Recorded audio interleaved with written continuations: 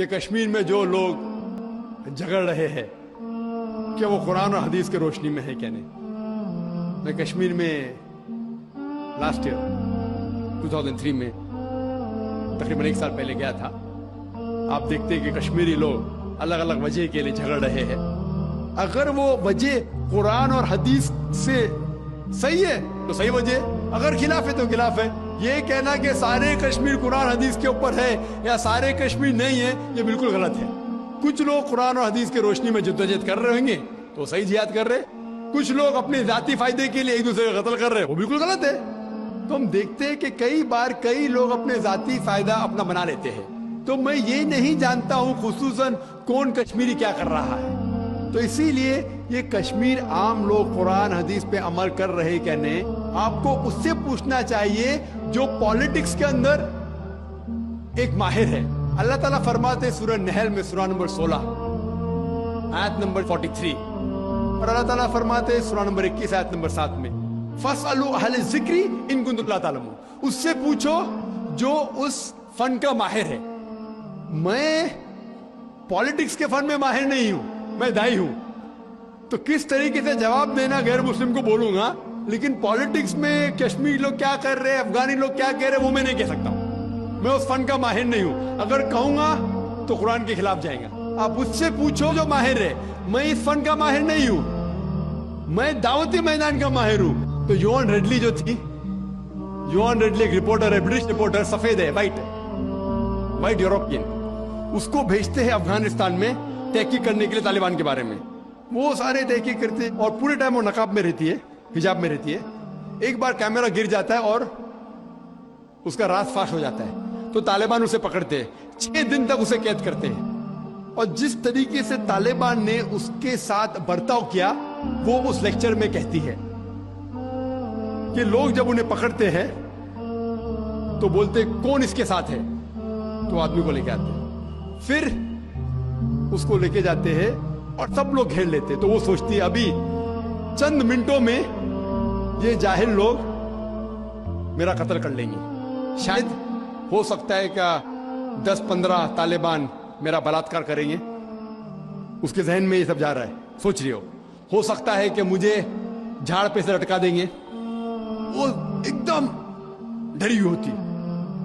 1 گھنٹے تک لوگ اسے گھیرتے لیکن کوئی بھی سامنے نہیں آتا. وہ سوچتے ابھی میری موت، ابھی میری موت. 1 گھنٹے بعد ایک افغان عورت آتی ہے اور اس کے جسم کی جانچ پڑتال کرتی ہے. پھر اسے پتا لگتا ہے ہاں یہ لوگ سمجھتے ہیں کہ میرے پاس ہتھیار ہے. وہ اتنا تیش میں آتی ہے، اگر ان لوگ میں سے پوچھنا چاہیے ہتھیار میں، بولتی نہیں ہے. 1 گھنٹہ تک کہ میں تڑپ کے مر رہی ہوں کہ یہ آج مجھے ماریں گے. وہ تیش میں آ کے کیا کرتی ہے، اپنا اسکرٹ اٹھا لیتے، دیکھو میرے پاس ہتھیار نہیں ہے. جیسا اسکرٹ اٹھاتی ہے طالبان 180 ڈگری اس طرف دیکھتے اور بھاگ جاتے. تو وہ کہتی ہے اپنے تقریر میں طالبان کو مارنے کے لیے بم گرانے کی ضرورت نہیں. وہ کہتی ہے اگر عورتوں کے کپڑے چھوڑیں گے تو طالبان مر جائیں گے شرم کے مارے.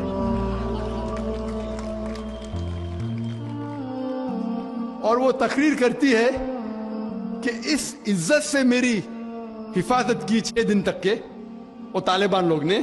اور جب اسے پوچھا جاتا ہے سوال جواب کے نشست میں کیا آپ کو لگتا ہے کہ القاعدہ نے WTC کو گرایا، تو وہ یوان ریڈلی کہتی ہے میرے حساب سے القاعدہ موجود ہی نہیں ہے. یہ اس کا کہنا ہے، میرا کہنا نہیں. اور جب اسے آزاد کیا جاتا ہے 6 دن کے بعد، اور جب باقی رپورٹرز پوچھتے آپ کے ساتھ کیا سلوک کیے، تو انہوں نے کہا اتنا اچھا حسن سلوک کیے کہ رپورٹ کے اندر ہی نہیں آیا.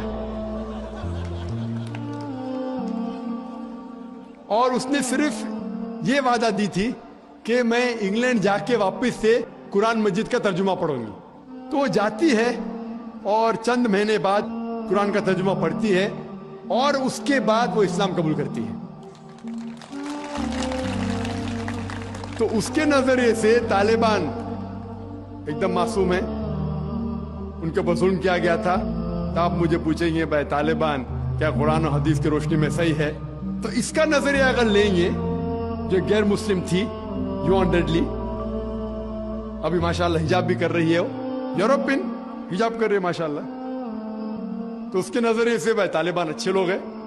تو اسی لیے نظریہ بدلتے جاتا ہے. امریکہ کے حساب سے طالبان ظالم لوگ ہیں. تو میڈیا ایسی چیز ہے کہ کوئی بھی ہیرو کو زیرو بنا سکتی ہے. They can make day into night, black into white. Day into night, black into white. Hero کو زیرو بنا سکتی ہے, کوئی ولن کو بھی ہیرو بنا سکتی ہے.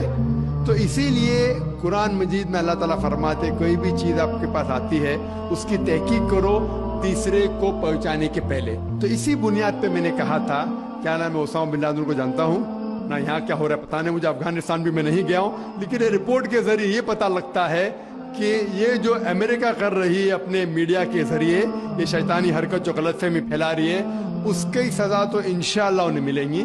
اسی لیے میرے نظریے سے جارج بش نمبر 1 ٹیررسٹ ہے. آپ کو دکھ ہوائیں گا. جب میں لندن میں گیا تھا, وہاں ایک تقریر کی اور میں جواب دیا, تو ایک نوجوان اٹھ کے کہتا ہے کہ جارج بش کو ہم دعا کرتے ہیں کہ اللہ تعالیٰ اس کا قتل کرے. تو میں نے کہا میں تو یہ دعا نہیں کروں گا, کیونکہ اللہ کے رسول نے جو دعا کی, جو سب سے زیادہ دشمن اسلام کے خلاف جو تھے محمد صلی اللہ علیہ وسلم کے دور میں, دونوں کا نام تھا عمر. تو اللہ کے رسول نے یہ دعا کی کہ کم از کم ایک عمر کو ہدایت دے. تو میں یہ دعا کرتا ہوں کہ کم از کم اللہ تعالیٰ جارج بش کو ہدایت دے.